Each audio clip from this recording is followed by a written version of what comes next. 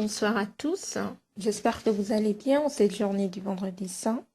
Je me permets de venir vers vous pour discuter d'un sujet assez sensible pour moi. Ce sont les épreuves qui nous enseignent des leçons de vie. En effet, il y a quelques jours, j'ai eu à avoir une longue et profonde discussion avec un de mes proches amis et j'ai été profondément attristée de savoir qu'il ait eu à traverser autant d'épreuves dans sa vie. C'est une jeune personne qui n'a même pas encore atteint l'âge de 30 ans et qui en a beaucoup subi, qui a vraiment subi dans sa vie. La vie nous amène des épreuves plus ou moins difficiles. Ces épreuves occasionnent des souffrances qui peuvent être tant physiques que psychologiques et qui remettent en question notre mode habituel de pensée ou de vie. Ce questionnement et la réflexion intérieure que nous menons nous permettent de comprendre de nouvelles leçons de vie. Grâce à ces leçons de vie, nous pouvons évoluer en améliorant nos comportements ou notre façon de voir les choses de la vie. Il est donc essentiel de se poser les bonnes questions quand nous vivons une épreuve. Lorsqu'une épreuve survient dans notre existence, il y a toujours une leçon de vie à en tirer. Une épreuve est une situation ou un événement difficile, éprouvant, qui nous fait souffrir physiquement ou psychologiquement. Cette souffrance nous sort de notre zone de confort, c'est-à-dire des conditions habituelles, stables et rassurantes de notre existence. La souffrance d'une épreuve nous amène à nous poser des questions. Mais pourquoi cela m'arrive-t-il? Qu'ai-je fait pour cela? Que dois-je faire pour m'en sortir? C'est ces questionnements intérieurs, la recherche de compréhension et les réponses auxquelles nous aboutissons qui nous conduisent à apprendre une nouvelle leçon de vie.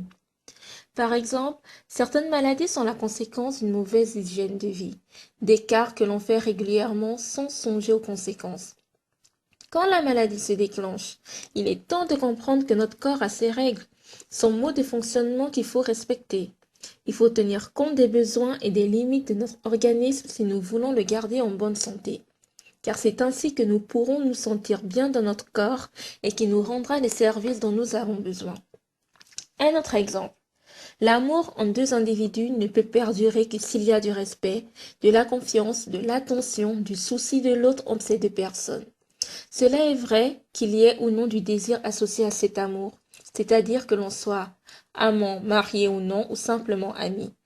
Mais si l'un des individus trahit la confiance de l'autre, ne le respecte pas ou ne s'intéresse pas à ses problèmes de vie, cela va dégrader tout simplement la relation entre les deux.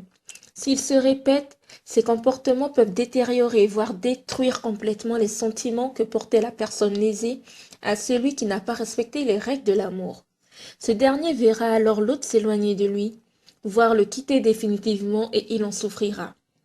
Pour pouvoir évoluer, il lui faudra chercher à comprendre ce qui s'est passé. C'est cette réflexion qui pourra l'amener à ne pas reproduire le même comportement plus tard.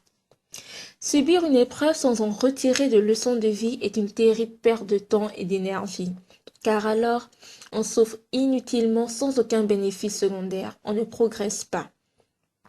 Soyons donc vigilants à nous questionner quand nous subissons une épreuve. Cherchons à comprendre la leçon de vie que cette épreuve veut nous enseigner. Si nous y parvenons, cette souffrance n'aura pas été inutile. Nous aurions progressé et nous en sortirons grandis. Pour terminer, je dirais juste que celui qui tombe et qui se relève est bien plus fort que celui qui ne tombe jamais. Merci à tous et je vous souhaite de passer une excellente soirée. Merci, gros bisous. Au revoir.